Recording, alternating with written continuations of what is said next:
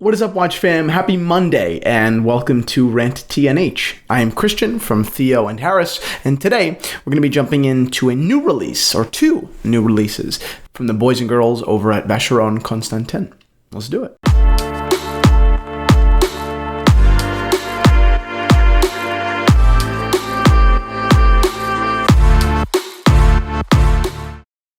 Okay, before we get into it, a quick wristwatch check. I am wearing a terrific watch, something that I've been in love with for quite a few years now.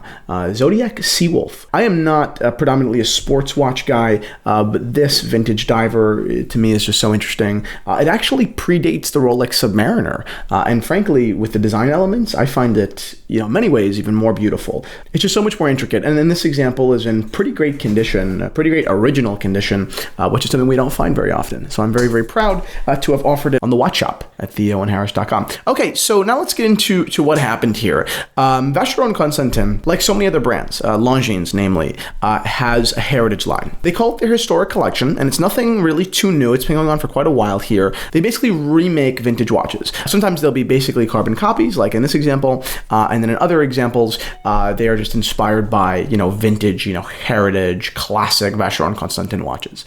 Another example would be the Corne de Vache chronograph that Vacheron released a couple of years ago. Phenomenal and super desirable modern watch that was based off of a chronograph from the 40s, and probably one of the most desirable vintage chronographs of all time. So Vacheron is not a stranger to paying respect to or remaking vintage watches. But this was a very, very interesting play by them. So they released two watches, both very similar, both triple calendars, one with a sub running second, and then one with a sub running second with a moon phase in it as well. Both, in my opinion, incredibly beautiful watches, even if you don't know about the vintage collection, even if vintage isn't your thing and you've never even seen this before. So significance aside, I think it's quite a nice design. Despite all the complication going on here, I think they've been executed in a way that makes the dial seem very free and open as opposed to, busy and confused, which is key. I mean, there are brands that can't even execute a simple complication without looking busy and confused. And now Vacheron is doing it, with a triple calendar and even with a moon phase. To make it even more impressive, the case size is just 35.5 millimeters. I mean, that is, for me, it's a wonderful case size, but that is a small case size, especially by modern standards. And that's a small case size considering the number of complications going on here. And that is truly impressive that they managed to execute this complication, which they so easily could have messed up, but they executed it with balance and with restraint. I think it's important. Of course, the modern Vacheron, Constantin, executives and designers didn't do this. This watch is from the 40s, 1942 to be exact, and from the reference 4240, a watch that is really very under the radar. Not many people even know that it exists. It's very much so a vintage, watch lover's dream, but not a mainstream, watch. There are many considerably more famous vintage watches than this Vacheron, but that does not speak to its merit by any means. Okay, so let's dive a little bit closer into the watches themselves. This is the first example. Cased in steel, it comes in two options of color, one a bluish, as you can kind of take a look at the date track around, as well as the day and month. As you can tell, they are both absolutely beautiful watches. In my opinion, at 35.5 millimeters, they're not too small. That's just my opinion. I know for many of you, I'm sure you're cringing at the idea of wearing something less than 40. But for someone like me, and I don't mean someone with small wrists, I just mean someone that's comfortable with a smaller watch. I know people that have 7.5-inch wrists that are fine wearing 34s. It's just a style they like to embody. This is a wonderful option in that.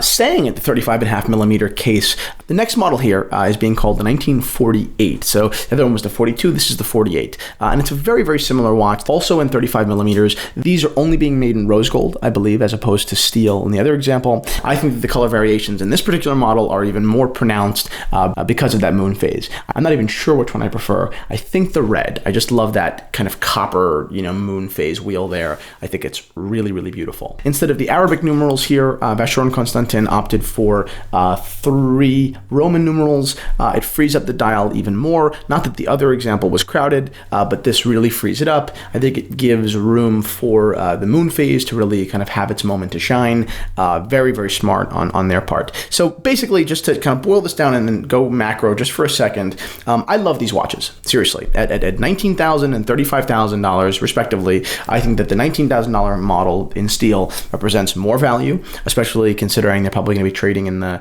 $14,000 to $16,000 range ultimately, maybe even higher, honestly, because these are so cool. I love the fact that the steel edition is not being limited. This is going to be just a straight run, a seamless integration probably into the Vacheron Constantin, retail lineup. And I'm a huge fan of that. I love the fact that the historic collection, got these two new editions. My only remark is really more of a question for you guys.